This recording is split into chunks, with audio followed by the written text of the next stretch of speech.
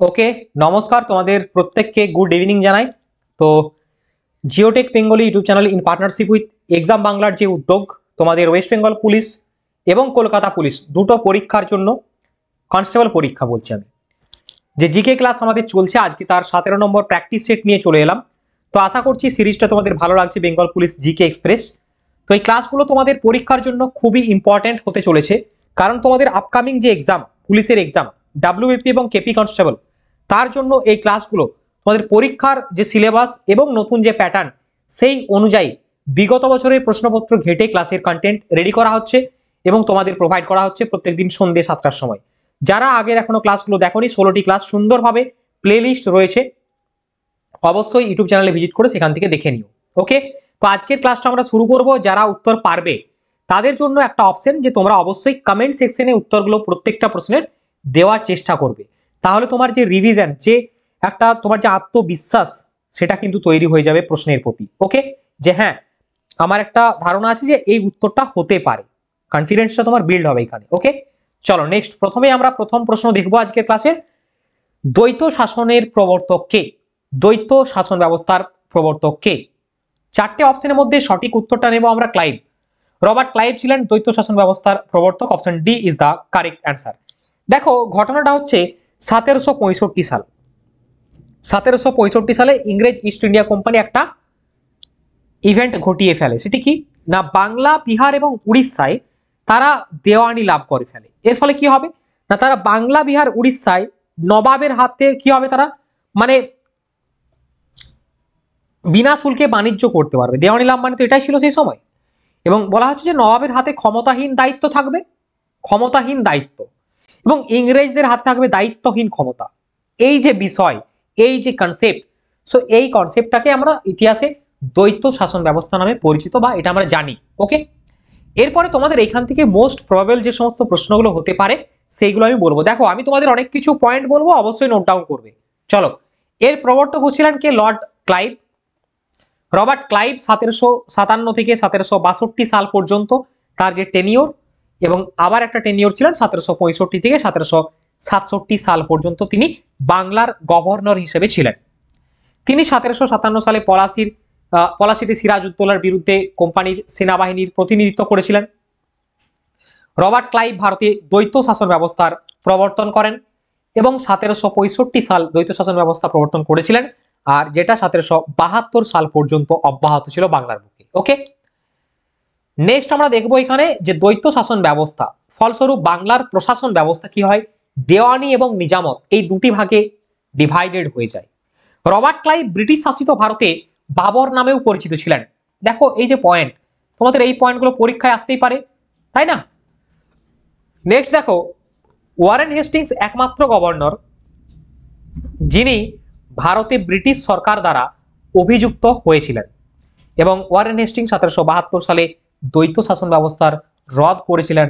তার জন্যই তোমাদের আমি এনাকে এখানে এনেছি, পয়েন্টটা দিয়েছি যে ওয়ারেন হেস্টিংস এর বিষয়টা একটু বলে দিন স্যার।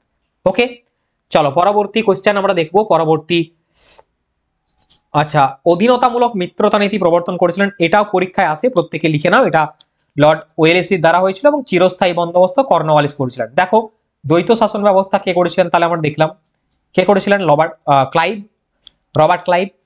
আর দ্বৈত শাসন ব্যবস্থা রদ করেছিলেন ওয়ারেন হেস্টিংস। চিরস্থায়ী বন্দোবস্ত প্রবর্তন করেন কে? Lord Cornwallis. সিভিল সার্ভিসের প্রবর্তন করেন কে? কর্নওয়ালিস। লর্ড ওয়েলেসলি ভারতে অধীনতামূলক মিত্রতা নীতি চালু করেছিলেন। হয়ে গেল। চলো পরবর্তী প্রশ্নের দিকে আমরা যাই। নেক্সট কোয়েশ্চেন কি বলছে, ভারত ছাড়ো যে আন্দোলন কোথা থেকে শুরু হয়েছিল? Very good question. তো এখানে সঠিক উত্তরটা হবে তোমাদের অপশন ডি, বোম্বেতে। জাতীয় কংগ্রেসের যে অধিবেশন বোম্বেতে 1942 সালে, এটি হয়েছিল বোম্বেতে। ওকে, তো ভারত ছাড়ো আন্দোলন ভারতে ভারত আগস্ট আন্দোলন নামে পরিচিত, আগস্ট ক্রান্তি, এবং এটি সর্বভারতীয় কংগ্রেস কমিটির বোম্বে অধিবেশনে চালু হয় 1942 সালে। 8ই আগস্ট মহাত্মা গান্ধী এর ডাক দেন। ভারতে ব্রিটিশ শাসনের অবসানের দাবিতে এই আন্দোলনের সূচনা হয় এবং মুম্বাইয়ের যে গোয়ালিয়া ট্যাঙ্ক ময়দান, সেইখানে এটা শুরু হয়। মহাত্মা গান্ধী এখানে বলেছিলেন একটা ভাষণে, ভাষণ দেওয়ার সময়, যে ডু অর ডাই, অর্থাৎ করেঙ্গে ইয়ে মরেঙ্গে, হিন্দিতে, বাংলায় হচ্ছে করব অথবা মরবো। ঠিক আছে, এই কথাটা তিনি বলেছিলেন, অর্থাৎ হয় স্বাধীন করব দেশকে, না হয় মরবো, এই ডাকটা দিয়েছিলেন মহাত্মা গান্ধী। পরবর্তী প্রশ্ন, ভিকাজি কামা দ্বারা ভারতের ত্রিবর্ণ রঞ্জিত পতাকা, জাতীয় পতাকা উত্তোলন করা হয়েছিল কোথায় এবং কত সালে? এটা তোমাকে বলতে হবে। তো ভিকাজি কামা, ম্যাডাম ভিকাজি কামা, ইনি হচ্ছেন জার্মানিতে 1907 সালে ভারতের ত্রিবর্ণ রঞ্জিত যে পতাকা, যে ফ্ল্যাগ, সেটা কিন্তু উত্তোলন করেছিলেন। ওকে, এখানে কতগুলো পয়েন্ট আমি দিয়েছি, একটু ভালো করে দেখে নাও। যে স্টুটগার্টে আন্তর্জাতিক সমাজতান্ত্রিক সম্মেলন অনুষ্ঠিত হয়েছিল, সেইখানে 1907 সালে এই পতাকা উত্তোলন করা হয়। তিনি ভারতের বিপ্লবের বা বিপ্লববাদের জননী নামে পরিচিত এবং তিনি প্যারিস ইন্ডিয়ান সোসাইটি প্রতিষ্ঠা করেন। তোমরা দেখবে এই প্রশ্নটা কিন্তু বিগত বছরে আসছিল, পরীক্ষায় তোমাদের এসেছে। ওকে, যে ভারতের বিপ্লবীবাদের জননী কাকে বলা হয়? তো ইনি হচ্ছেন ভিকাজি কামা। নেক্সট প্রশ্ন বলছে, ব্রিটিশ সরকারের কোন সিদ্ধান্তের প্রতিবাদে লালা লাজপত রায় মারা যান? ভেরি ইউনিক কোয়েশ্চেন গো। তোমরা দেখবে তোমাদের ডাব্লিউবিপি কনস্টেবল, বেঙ্গল পুলিশ কনস্টেবলে তোমাদের পরীক্ষায় এসেছিল 2013, 2018, 2019, এই ধরনের প্রশ্ন কিন্তু প্রচুর দেখা যায়। ব্রিটিশ সরকারের সাইমন কমিশনের প্রতিবাদে, মানে প্রতিবাদ করতে গিয়ে সেখানে লাঠিচার্জ করা হয় লালা লাজপত রায়ের উপর এবং তার জন্যই তিনি কিন্তু প্রয়াত হন। অপশন এ হবে আমার সঠিক উত্তর। কতটা ডেপ থেকে প্রশ্ন দেখো, বাট তোমাদের ইজি, কোয়াইট ইজি। তোমাদের জানতে হবে এই পয়েন্টগুলো, যে কোনখান থেকে প্রশ্ন হয়, কি রকম প্রশ্ন হয়, আমি কিভাবে অ্যাটেম্প করব, কিভাবে পড়াশোনা করলে আমি পরীক্ষায় বেশি মার্কটা পাবো। দেখো, জিকে এমন একটা জায়গা, এই জায়গায় তোমাকে স্কোর করতে গেলে মোটা মোটা পয়েন্টগুলো জানতে হবে, বারবার রিভিশন করতে হবে, পরীক্ষার আগে কুইক রিভিশন করতে হবে এবং ক্লাস অ্যাটেম্প করতে হবে। তুমি বই পড়েছো, ভেরি গুড, ভালো জিনিস, বাট তুমি ক্লাসটা দেখলে, আমি এই যে প্রশ্ন দেখাচ্ছি, এক্সপ্লেনেশন দেখাচ্ছি, বলছি, একটা ভাইব তোমার মধ্যে যাচ্ছে। পাশাপাশি তুমি এগুলো খাতায় সুন্দরভাবে লিখে রাখলে পরীক্ষার আগে তোমাকে হেল্প করবে। ওকে, চলো, লালা লাজপত রায় সম্পর্কে অনেকগুলো পয়েন্ট দেখবো আমরা। দেখো, লালা লাজপত রায় 1865 সালের 28শে জানুয়ারি জন্মগ্রহণ করেন এবং 1928 সালে 17ই নভেম্বর মারা যান পাঞ্জাবে। ওয়েল, তিনি সম্পূর্ণভাবে শ্বেতাঙ্গ ব্রিটিশ সাইমন কমিশনের বিরুদ্ধে শান্তিপূর্ণ প্রতিবাদ মিছিলে নেতৃত্ব দিয়েছিলেন, বাট নেতৃত্ব দেওয়ার সময় পুলিশের দ্বারা যে লাঠিচার্জ, সেই লাঠিচার্জের সময় গুরুতর আহত হন এবং তার ফলে তিনি মারা যান। সাইমন কমিশন কি? সাইমন কমিশন হচ্ছে ভারতীয় সাংবিধানিক সংস্কারের জন্য ব্রিটেন কর্তৃক গঠিত একটা কমিশন। লালা লাজপত রায় ছিলেন একদিকে রাজনীতিবিদ, অন্যদিকে লেখক এবং আরেকদিকে ভারতের স্বাধীনতা সংগ্রামী। তিনি পাঞ্জাব কেশরী নামে পরিচিত। তিনি কে? পাঞ্জাব কেশরী, লালা লাজপত রায়।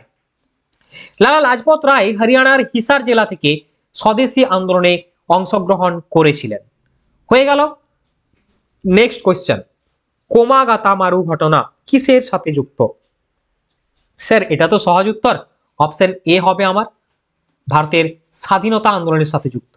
ডিয়ার স্টুডেন্ট, তোমাদের সকলের জন্য আমি প্রথমে একটা হোমওয়ার্ক দিচ্ছি এখানে, অবশ্যই ক্লাস শেষে জানাবে, ক্লাস এখনো শেষ হয়নি ভাই, প্রত্যেকটা বিষয় থেকে প্রশ্ন রয়েছে। হোমওয়ার্কটি হলো এই, যে কোমাগাতা মারু ঘটনা কত সালে ঘটে? অবশ্যই কমেন্ট করে আমাকে জানাবে, ঠিক আছে? চলো, নেক্সট কোয়েশ্চেন, নিম্নলিখিত কোন স্বাধীনতা সংগ্রামী স্বরাজ পার্টির সহ প্রতিষ্ঠাতা ছিলেন মতিলাল নেহরুর সাথে? মানে স্বরাজ পার্টি মতিলাল নেহরু তো ছিলেনই, পাশাপাশি আর কে ছিলেন এটা যখন প্রতিষ্ঠা হয়? সঠিক উত্তরটি হবে, স্বরাজ পার্টির সহ প্রতিষ্ঠাতা ছিলেন Chittaranjan Das. Option C is the correct answer. Chittaranjan Das আর কি নামে পরিচিত গো? দেশবন্ধু, তাই তো, দেশবন্ধু চিত্তরঞ্জন দাস, দেশবন্ধু চিত্তরঞ্জন দাস। আচ্ছা, কার রাজনৈতিক গুরু দেশবন্ধু চিত্তরঞ্জন দাস? বলো, আগের দিনেই বলেছি, সুভাষচন্দ্র বসু, তাই তো? ওকে, চলো, সিআর দাস আমরা দেখলাম। এরপরে তোমাদের চিত্তরঞ্জন দাস এবং মতিলাল নেহরু 1923 সালে 1 জানুয়ারি স্বরাজ পার্টি প্রতিষ্ঠা করেন। নেক্সট প্রশ্নে আমরা যাব, নিচের কোন পর্বতশৃঙ্গটি পূর্বঘাটে অবস্থিত নয়? তো পূর্বঘাটে অবস্থিত নয় যেটি, সেটি হচ্ছে সঠিক উত্তর সালহের। Option C is the correct answer. দেখো, এটাও পূর্বঘাটে রয়েছে, গালিকান্ডা, সিংকরামগুট্টা এবং মুডুগুল্লা, এগুলো সবই কিন্তু পূর্বঘাট পর্বতমালায় রয়েছে। শৃঙ্গ হিসাবে, এবং সালহেটটা নয়, এটা হচ্ছে তোমাদের পশ্চিমঘাট পর্বতে রয়েছে, মহারাষ্ট্রের নাসিক জেলায়। এরপরে আমরা ডিটেলস একটু দেখবো। এখানে দেখো মহেন্দ্রগিরি পূর্বঘাট পর্বতমালার সর্বোচ্চ শৃঙ্গ, যার উচ্চতা 1501 মিটার। তোমাকে ডাইরেক্ট প্রশ্ন করবে যে পূর্বঘাট পর্বতের সর্বোচ্চ শৃঙ্গের নাম কি, তুমি বলবে স্যার তোমাকে পড়িয়েছিল, তার উত্তরটি কি হবে? মহেন্দ্রগিরি। এটি উড়িষ্যার গজপতি জেলায় অবস্থিত। আনাইমুদি হচ্ছে দক্ষিণ ভারত তথা কেরালা রাজ্যের সর্বোচ্চ শৃঙ্গ। এটি পশ্চিম ঘাট এবং দক্ষিণ ভারত 2695, সরি, পশ্চিম ঘাট এবং দক্ষিণ ভারতের সর্বোচ্চ শৃঙ্গ। নেক্সট তোমাদের প্রশ্ন রয়েছে, বাংলাদেশের সীমান্ত বরাবর কোন ভারতীয় রাজ্যগুলি রয়েছে বলতে হবে। মানে এর জন্য তোমাকে বাংলাদেশের বাউন্ডারি ম্যাপটা, মানে ইন্ডিয়ার বাউন্ডারি ম্যাপটা জানতে হবে। তো আমরা জানি কি, বাংলাদেশের সাথে অবশ্যই ওয়েস্ট বেঙ্গল আমাদের রয়েছে, 1 নম্বর গেল। 2 নম্বর মিজোরাম, ত্রিপুরা, এগুলো তো রয়েছে, ত্রিপুরা 3 দিক দিয়ে ঘেরা। নেক্সট দেখো আমাদের মণিপুরও রয়েছে, আমরা জানি রয়েছে, মণিপুর কিন্তু নেই। সঠিক উত্তরটা আমরা নেব যাকে, তাকে আমরা বেছে নেবো সিকিম বাদ দিয়ে। এখানে ট্রিক একটা দেখাচ্ছি, সিকিম যেখানটায় রয়েছে, ধরো এটা সিকিম, তাহলে নিচটায় কি রয়েছে? ওয়েস্ট বেঙ্গলের দার্জিলিং রয়েছে এখানটায়, তাই না? ওয়েস্ট বেঙ্গলের দার্জিলিং রয়েছে, তারপরে ডান দিকে রয়েছে ভুটান এদিকটায়, হ্যাঁ না? তো আমাদের এখানে কি হবে? সিকিমের সাথে বাংলাদেশের কোনো পার্থক্য, মানে যোগাযোগ নেই। পশ্চিমবঙ্গ, আসাম, মেঘালয়, ত্রিপুরা, মিজোরাম, সরাসরি 5টি রাজ্যের সাথে সীমানা রয়েছে বাংলাদেশের। সেই 5টি রাজ্য কি কি? পশ্চিমবঙ্গ, আসাম, মেঘালয়, ত্রিপুরা, মিজোরাম, বাংলাদেশ। সিম্পল, ওকে। আচ্ছা, ভারতের আন্তর্জাতিক সীমানা বাংলাদেশের সাথে সব থেকে বেশি 4096 কিলোমিটার, এবং যেটা আমরা দেখছি যে মোট 5টি ভারতীয় রাজ্যের সাথে ভারতের এবং নেপালের আন্তর্জাতিক সীমানা রয়েছে 1850 কিলোমিটার বিশিষ্ট। ঠিক আছে, নেক্সট প্রশ্ন, নিম্নলিখিত কোন রাজ্যটি 7 সিস্টার অফ ইন্ডিয়ার মধ্যে পড়ে না? ভারতের উত্তর পূর্ব ভারতে যে সমস্ত রাজ্যগুলো রয়েছে 7টি রাজ্যকে একত্রে আমরা 7 সিস্টার্স বলে থাকি, যার মধ্যে 4টে অপশন রয়েছে, কোনটি পড়ে না? তো এই 7 সিস্টারের মধ্যে আসে না ডিয়ার স্টুডেন্ট, সিকিম আসবে না। কোনটা আসবে না? সিকিম। অপশন ডি হচ্ছে সঠিক উত্তর, এটা আসবে না। দেখো, অরুণাচল প্রদেশ 1 নম্বর, মেঘালয় 2 নম্বর, আসাম 3 নম্বর, নাগাল্যান্ড মণিপুর 5 নম্বর, ত্রিপুরা 6 এবং মিজোরাম 7। এই 7টি রাজ্যকে একত্রে, উত্তর পূর্ব ভারতের রাজ্যকে 7 সিস্টার অফ ইন্ডিয়া বলা হয়। এবং 2002 সালে সিকিম তো সংযোজনের মাধ্যমে 8ম রাজ্য হিসেবে প্রতিষ্ঠা হয়, নট 7 সিস্টার, ওকে। তো সিকিম এখানে হবে না। পরবর্তী প্রশ্ন, ইয়ারলুং জাংবো ভারতে কি নামে পরিচিত? ইয়ারলুং জাংবো ভারতে ব্রহ্মপুত্র নামে পরিচিত। পৃথিবীর বৃহত্তম যে নদীদ্বীপ মাজুলি, সেটাও এই ব্রহ্মপুত্র নদীতে রয়েছে। ইন ডিটেলস আমরা দেখার চেষ্টা করব ব্রহ্মপুত্র নদী সম্পর্কে। একটু ভালো করে দেখে নাও প্রত্যেকে, যে পয়েন্টগুলো এখানে আমি তোমাদের দিয়েছি সেই পয়েন্টগুলো খুবই খুবই ইম্পর্টেন্ট। দেখো, ব্রহ্মপুত্র নদী উচ্চ প্রবাহ হলো ইয়ারলুং জাংবো। এটি চীন শাসিত যে তিব্বত অঞ্চল, তিব্বত রিজন, সেখানের মধ্য দিয়ে প্রবাহিত হয়েছে। ভারতের নয়, তিব্বতের দীর্ঘতম এটা নদী। এবং ইয়ারলুং সাংপো নদীর উৎস হচ্ছে চেমায়ুংদুংজি গ্লেসিয়ার, কৈলাস পর্বতশ্রেণীতে রয়েছে। নদীটি তিব্বত ও চীনের মধ্য দিয়ে প্রবাহিত হয়ে নামচা বারোয়াতে অরুণাচল প্রদেশে দিহাং নাম নিয়ে প্রবেশ করেছে। অনেক নাম এর, তাহলে অরুণাচল প্রদেশে দিহাং নাম নিয়ে প্রবেশ করলো, তিব্বতে চেমায়ুংজুং। ইয়ারলুং সাংপো নদীর উৎস, এটি আসামে প্রবেশ করলে লোহিত নদীর সাথে মিলিত হয় এবং ব্রহ্মপুত্র নদ নামে পরিচিত এবং বঙ্গোপসাগরে প্রবাহিত হয়। নেক্সট আমরা দেখবো, এখানে আরো দুটো ইন্টারেস্টিং ফ্যাক্ট দিয়েছি, যে ব্রহ্মপুত্র মানে হলো ব্রহ্মার পুত্র। 2900 কিলোমিটার লেন্থ বিশিষ্ট এই নদী বাংলাদেশে যাবে, তার মাঝখানে ক্রিয়েট করবে একটা মাজুলি দ্বীপ, যেটা ভারতে আসামে রয়েছে, সব থেকে বৃহত্তম নদী দ্বীপ। ব্রহ্মপুত্র যমুনা নাম নিয়েছে, বাংলাদেশে গিয়েছে, পদ্মার সাথে মিলিত হয়েছে, মেঘনা নাম নিয়ে বঙ্গোপসাগরে প্রবাহিত হয়েছে। অনেক ডিফিকাল্ট লাগছে, তাই না? একটু দেখে নাও, তাহলে কিন্তু খুব ভালোভাবে হয়ে যাবে। নেক্সট কোয়েশ্চেন, পশ্চিমবঙ্গে কোন খাদ্যশস্যটি সব থেকে বেশি উৎপন্ন হয়? তো সব থেকে বেশি উৎপন্ন হয় ধান, এটার বলার কি? ভারতে ধান উৎপাদনে একমাত্র রাজ্য যেটা সব থেকে টপ পজিশনে বারে বারে থাকে, সেটা আমাদের পশ্চিমবাংলা। এবং টমেটো উৎপাদন করতেও কিন্তু ছাড়ে না, 2য় স্থান নিয়ে নিয়েছে। চলো next question, big bang theory কার দ্বারা উত্থাপিত হয় বলছে? বিগ ব্যাং থিওরি, তো জর্জেস লেইমাত্রে, অপশন এ হবে।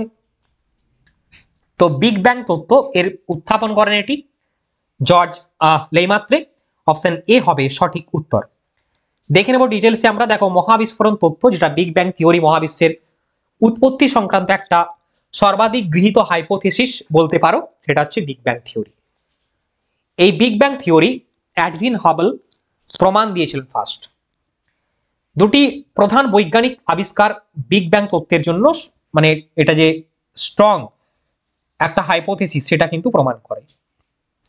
পৃথিবী থেকে একটি গ্যালাক্সির দূরত্ব এবং এর গতির মধ্যে সম্পর্কের 1920 দশকে হাবেলের আবিষ্কার এটা। আর 2 নম্বরটা হচ্ছে মহাজাগতিক মাইক্রোওয়েভ পটভূমি বিকিরণ 1960 সালে আবিষ্কার। এই দুটো বিষয় এই যে বিগ ব্যাং থিওরি এটাকে আরো বেশি স্ট্রং করে তোলে। তো নেক্সট কোয়েশ্চেন, জলে কিছু লবণ মেশালে দ্রবণের স্ফুটনাঙ্ক কি হয়? দেখো আমরা রান্না করার সময় প্রত্যেকে দেখেছি বা শুনেছি যে রান্না করতে করতে ধরো আমরা আলু সিদ্ধ করব, তো আমরা কি করি, একটু লবণ দিয়ে দিই 1 চামচ, তাহলে সেটা দ্রুত আরো কি হবে, জলটা ফুটবে। কারণ কি, তাহলে কি হবে, স্ফুটনাঙ্ক বৃদ্ধি পাবে। অপশন এ হবে আমার সঠিক উত্তর। কারণটা হচ্ছে যে তরলে কোনো পদার্থ দ্রবীভূত করলে তরলের স্ফুটনাঙ্ক বৃদ্ধি পায়, এটা হচ্ছে ফিজিক্সের ল। প্রমাণ চাপ বিশুদ্ধ জলের স্ফুটনাঙ্ক 100 ডিগ্রি সেলসিয়াস, বাট সাধারণ লবণ দ্রবীভূত করলে সেটা 109 ডিগ্রি সেলসিয়াস হয়ে যায়। এছাড়া তরলের উপর চাপ বাড়লে তার স্ফুটনাঙ্ক বৃদ্ধি পায়। নেক্সট প্রশ্ন, নিচের কোন পদার্থটি জলে দিলে তাপ উৎপাদন করে? তো জলে দিলে তাপ উৎপাদন করে কি, কলিচুন, তাই না? অপশন বি হবে সঠিক উত্তর। কলিচুনকে যদি তুমি জলে দাও তাপ উৎপাদন করবে। জলের মধ্যে কলিচুন দিলে বিক্রিয়ায় ক্যালসিয়াম হাইড্রোক্সাইড ও প্রচুর তাপ উৎপন্ন হয়। নেক্সট প্রশ্ন, ওকে নেক্সট কোয়েশ্চেন বলছে দেখো অ্যাথলিট ফুট রোগটি যার দ্বারা হয়, তো এটি হচ্ছে একটি ছত্রাক ঘটিত রোগ। অপশন এ হবে সঠিক উত্তর 4টে অপশনের মধ্যে। দেখো অ্যাথলিটস ফুট যেটা হচ্ছে টিনিয়া পেডিস নামে একটি ছত্রাক জনিত অসুস্থতা, সাধারণত পায়ের আঙ্গুলের মধ্যে হয়ে থাকে। ট্রাইকোফাইটন, এপিডার্মোফাইটন এবং মাইক্রোস্পোরাম প্রজাতি সহ অসংখ্য ছত্রাক এর জন্য কিন্তু দায়ী, এই অ্যাথলিট ফুট রোগটির জন্য। এরপরে আমরা কিছু ভাইরাস দ্বারা সৃষ্ট রোগ, কিছু ব্যাকটেরিয়া দ্বারা সৃষ্ট রোগ এবং জেনেটিক ডিসঅর্ডার দ্বারা সৃষ্ট রোগগুলো দেখব, যেগুলো পরীক্ষায় আসে। দেখো ভাইরাস দ্বারা সৃষ্ট রোগের মধ্যে অন্যতম এই মুহূর্তে ইবোলা এবং চিকেন পক্স, এছাড়াও রিসেন্টলি আমরা সবাই অবগত কোভিড-19 ভাইরাস। দেখো ব্যাকটেরিয়া দ্বারা কিছু সৃষ্ট রোগ, টিটেনাস, যক্ষা, কলেরা এবং জেনেটিক ডিসঅর্ডারের দ্বারা যেরকম down syndrome, Turner syndrome, trisomy 13, এইগুলো সব জেনেটিক ডিসঅর্ডারের কারণে হয়। টিটেনাস কি বললাম, ব্যাকটেরিয়া দ্বারা, যক্ষা ব্যাকটেরিয়া, কলেরা ব্যাকটেরিয়া, পরীক্ষায় বহুবার এসছে, খুব ভালোভাবে এগুলো কিন্তু দেখে নাও। আমরা ইতিহাস, ভূগোল, বিজ্ঞান সমস্ত বিষয়ের প্রশ্ন এখানে দেখছি, চাপ নেই। ঠিক পরীক্ষায় যেরকম তোমাদের কোয়েশ্চেন হবে সেইভাবে আমি তোমাদের তৈরি করাবো। চলো নেক্সট কোয়েশ্চেন, ইকোলজি শব্দটি কে প্রথম প্রবর্তন করেন? ইকোলজি শব্দটি কে প্রবর্তন করেন? তো ইকোলজি শব্দটি প্রবর্তন করেন হেকেল। অপশন সি হবে সঠিক উত্তর। এইখানে দেখবে আর একটা প্রশ্ন হয়, এটা তো আমরা গেলাম বাস্তুতন্ত্র, বাস্তুতন্ত্র শব্দ বা বাস্তুতন্ত্রের জনক হচ্ছে হ্যাকেল, কিন্তু না সরি বাস্তুবিদ্যা, সরি খুব ভালোভাবে দেখে নাও, ইকোলজি বাস্তুবিদ্যা, ইকোসিস্টেম বাস্তুতন্ত্র। তাহলে ইকোলজি বাস্তুবিদ্যা, ঠিক আছে, হেকেল, আর বাস্তুতন্ত্র যেটা ইকোসিস্টেম বলছি আমরা সেটা হচ্ছে ট্রান্সলে। দুটো পয়েন্ট দেখে নাও। নেক্সট প্রশ্ন, খাদ্য সংরক্ষণের জন্য কোনটি ব্যবহার করা হয়? ফুড প্রিজার্ভের জন্য।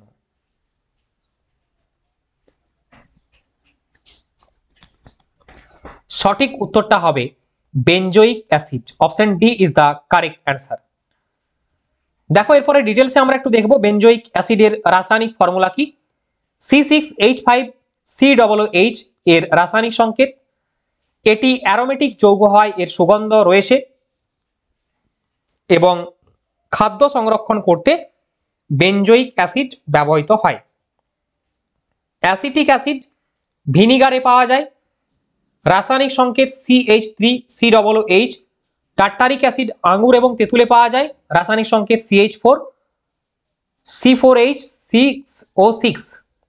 সোডিয়াম বাইকার্বনেট, এটি বেকিং সোডা রাসায়নিক নাম, রাসায়নিক সংকেত HAHCO3। অগ্নি নির্বাপক সরঞ্জাম, পাউরুটি শিল্প, বিকারকে ব্যবহৃত করা হয় সোডিয়াম বাইকার্বনেট। প্রত্যেকটা পয়েন্ট তোমরা ডিটেলসে জানছো, এর থেকে বেটার ক্লাস আমার মনে হয় যে কোথাও পাবে না, ঠিক আছে। চলো নেক্সট প্রশ্ন, উত্তর দাও প্রত্যেকে। রাজ্যসভায় রাষ্ট্রপতি কর্তৃক কতজন সদস্য মনোনীত হয়? স্যার এটা আবার কি প্রশ্ন, তোক্কা মেরে উড়িয়ে দেবো। 2। ঠিক বললাম? একদমই নয়, 2 হবে না। এটা লোকসভায় হলে আগে হতো, সেটাও এখন নয়। বলছি কেন। রাজ্যসভায় রাষ্ট্রপতি নিয়োগ করেন 12 জনকে। টোটাল তো 250 আমার লোক লাগবে রাজ্যসভায়। 238 আমি পাবো কোথা থেকে? নির্বাচনের মাধ্যমে, প্লাস 12 জন। এই 12 জন দিবে রাষ্ট্রপতি, ঠিক আছে। আর যেটা লোকসভায় ছিল 2 জন অ্যাংলো ইন্ডিয়ান নিয়োগ হতো, সেটা 2020 সালের যে অ্যামেন্ডমেন্ট, সেই অ্যামেন্ডমেন্ট বলে এটা কিন্তু বাতিল হয়েছে। তো এগুলো তোমার জানতে হবে তোমাদের। চলো এরপরে ডিটেলসে আমরা একটু দেখে নেবো। এইখানটায় দেখো খুব ভালোভাবে এখানটা দেখে নেবো আমরা একটু, হ্যাঁ না, খুব ভালোভাবে দেখে নেবো যে সঠিক উত্তর হলো। এরপরে আমরা যে সংসদের বিষয়টা, একটু পার্লামেন্ট সম্পর্কে একটু জানবো। দেখো পার্লামেন্ট হচ্ছে রাষ্ট্রের আইনসভা এবং দুটো কক্ষ রয়েছে, আপার এবং লোয়ার চেম্বার। উচ্চ কক্ষ মানে রাজ্যসভা, নিম্ন কক্ষ মানে লোকসভা, তাই না? তো এই উচ্চ কক্ষ এবং নিম্ন কক্ষ রাজ্যসভা লোকসভা সম্পর্কে দেখে নাও। রাজ্যসভায় সর্বাধিক 250 জন সদস্য রয়েছেন, যার মধ্যে 12 জন সাহিত্য, বিজ্ঞান, শিল্প, সমাজসেবার মতো ক্ষেত্রে রাষ্ট্রপতি দ্বারা মনোনীত হন। 238 জন রাজ্য এবং কেন্দ্রশাসিত অঞ্চলের প্রতিনিধি থাকেন। আর লোকসভায় 550-র মধ্যে 530টি রাজ্য, 20টি কেন্দ্রশাসিত অঞ্চল এবং রাষ্ট্রপতি কর্তৃক মনোনীত সর্বোচ্চ ভারতীয় প্রতিনিধি। হয়ে গেল। এই রাষ্ট্রপতি কর্তৃক আর নেই এখন। নেক্সট, বাক স্বাধীনতা হলো কোনটি? Freedom of speech. বাক স্বাধীনতা কি? এটা মৌলিক অধিকার, মৌলিক কর্তব্য, নাকি ডিপিএসপি, নাকি রাজ্য আইনসভার অনুশাসন? তো ফ্রিডম অফ স্পিচ হচ্ছে fundamental right. Freedom of speech and expression, article 19 ধারা 19-এর সাব ক্লজ 1 এতে রয়েছে। খুব ভালোভাবে দেখবে, এগুলো লিখবে প্রত্যেকে, ঠিক আছে। এইখানে রয়েছে mention freedom of speech and expression, এবং এখানে মোট 6টি মৌলিক অধিকারের কথা বলা হয়েছে। ওকে, তো সেই মৌলিক অধিকারগুলো প্রত্যেকে একটু লিখে নাও, আমি বলে দিচ্ছি তোমাকে। 1 নম্বর লিখো বাক ও মত প্রকাশের স্বাধীনতার অধিকার। 2 নম্বর লিখো শান্তিপূর্ণভাবে ও অস্ত্র ছাড়া সমবেত হওয়ার অধিকার। 3 নম্বর হচ্ছে সমিতি বা ইউনিয়ন অথবা সমবায় গঠনের অধিকার। 4 নম্বর ভারতের ভূখণ্ড জুড়ে অবাধ চলাফেরার অধিকার। 5 নম্বর ভারতের ভূখণ্ডে যে কোনো অংশে বসতি স্থাপনের অধিকার। 6 নম্বর যে কোনো পেশা অনুশীলন করা বা কোনো ব্যবসা চালিয়ে যাওয়ার যে অধিকার, সেটা কিন্তু রয়েছে। তো এগুলো হচ্ছে freedom of speech and expression, article 19 sub clause 1 এতে। প্রত্যেকে লিখে নিয়েছো? যারা লিখতে পারলে না, একবার ভিডিওটা রিপিট করে দেখে নাও ব্যাক করে। চলো নেক্সট, পরবর্তী প্রশ্ন, ব্যাস সম্মান পুরস্কার কোন বছর দেওয়া হয়? 1958, 1969, 1992, 2002। সঠিক উত্তরটা হবে 1992 সালে এই পুরস্কার দেওয়া হয়। অ্যাকচুয়ালি এটা দেওয়া হয় 1991 সালে। যেহেতু অপশনে আমার উপায় নেই, কাছাকাছি 92 রয়েছে, তাই আমাকে এটাই পিক করতে হবে। এটি প্রতি বছর হিন্দি সাহিত্যে দেওয়া হয়। কে কে বিড়লা ফাউন্ডেশন এই পুরস্কার প্রদান করে। 1991 সালে প্রথম দেওয়া হয় এবং পেয়েছিলেন রামবিলাস শর্মা। অধ্যাপক শরৎ পাগাড়ি 2020 সালে পাটলিপুত্র কি সাম্রাজ্ঞী উপন্যাসের জন্য ব্যাস সম্মান পুরস্কার পেয়েছেন। ওকে, চলো নেক্সট কোয়েশ্চেন। কি ক্লাস ভালো লাগছে তো ভাই? একবার কমেন্ট করে বলো যে ক্লাস ভালো লাগছে কিনা। Okay, very good. চলো, বিশ্বের প্রথম দক্ষিণ মেরু জয় করেন কে? Very interesting question. সাউথ পোলে যাওয়া প্রথম ব্যক্তি আন্টার্কটিকায়। সঠিক উত্তর হবে আমুন্ডসন, অপশন এ।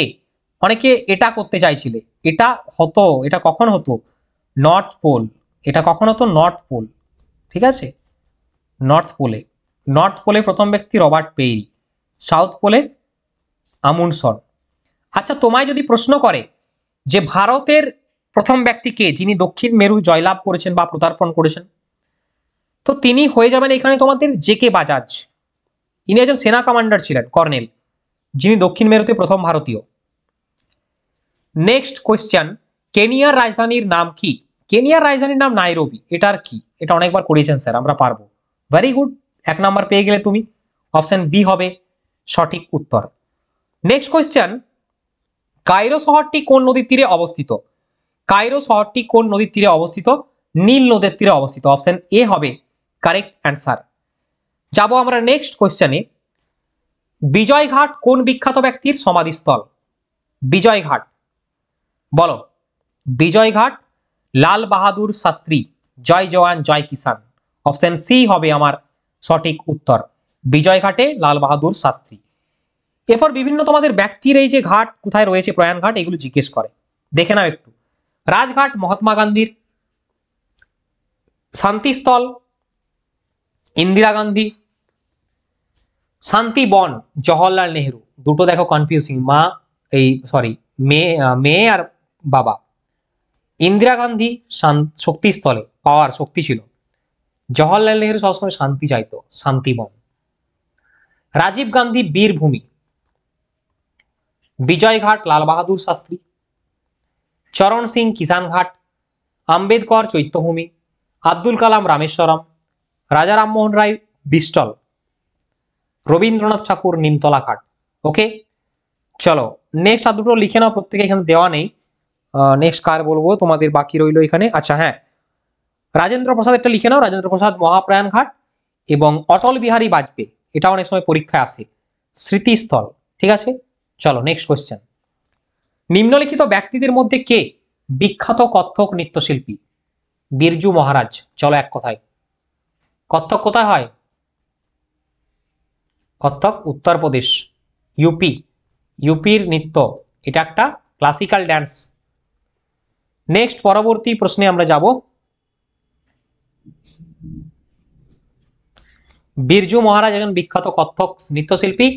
গীতা চন্দ্রন ভারতনাট্যম, পদ্মা সুব্রমণিয়াম ভারতনাট্যম, কুচিপুড়িতে সীতারামাইয়া। পরবর্তী কোশ্চেন বলছে, সচিন তেন্ডুলকর যে 100তম আন্তর্জাতিক ক্রিকেট সেঞ্চুরি করেছিল সেটি কোন দেশের বা কোন দলের বিরুদ্ধে করেছিল বলতে হবে। অনেকেই পারবে আমি জানি, প্রত্যেক কমেন্টটা লিখো। সচিন তেন্ডুলকর 100তম সেঞ্চুরি অমুক দেশের বিরুদ্ধে।